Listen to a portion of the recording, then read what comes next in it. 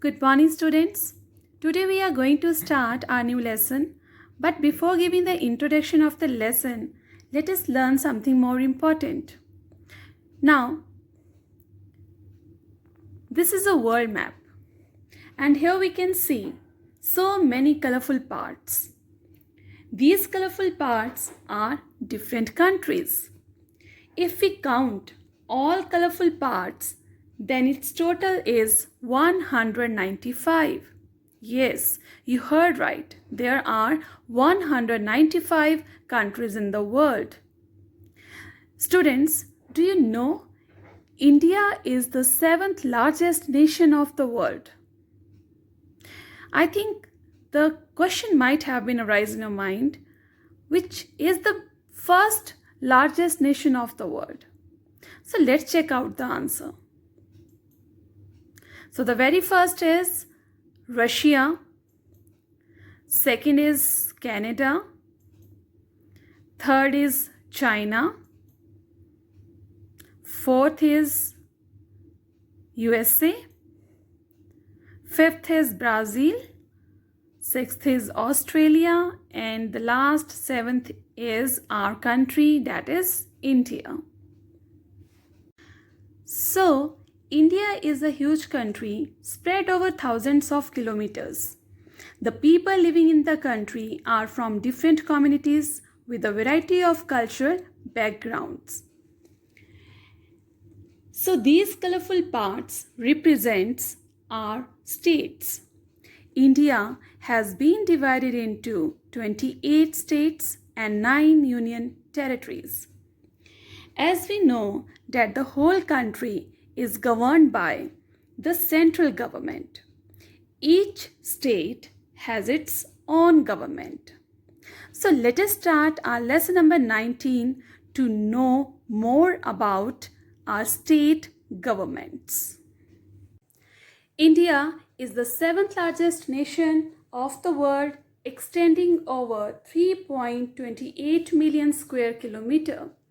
It means India is a huge country spreading over thousands of kilometers. It has been divided into 28 states and 9 union territories. The people living in the country are from different communities with a variety of cultural backgrounds. There are crores of people living in India in various states. The government cannot govern such a huge country from one place, and therefore it functions at 3 levels. Look at your screen. The very first is local self-government, the second is state government, and the third is central government. Each state has its own government, which is run on the lines of the central government. For the purpose of governing the people of the state, the center and the state divide the powers, and these powers are on the basis of 3 lists. Now, look at your screen. The 3 important lists are, the very first is the union list, the second is state list, and third is concurrent list.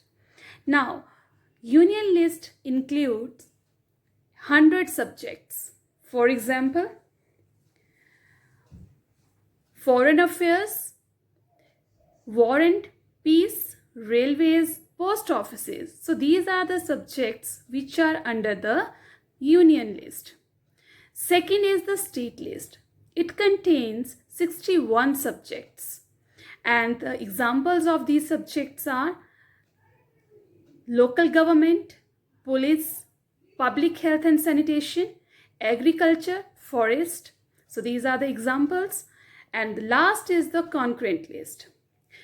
Now, the parliament as well as the state government, both may make laws on the subject. Clear?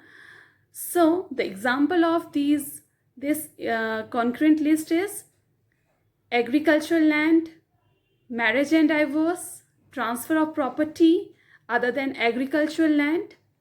So, these are the examples of these 3 important lists. Yes, it is true that the central government is more powerful as it has more power. But the state government have an independent identity. The government of the state is responsible to ensure good governance of the people of the state. Thank you, students.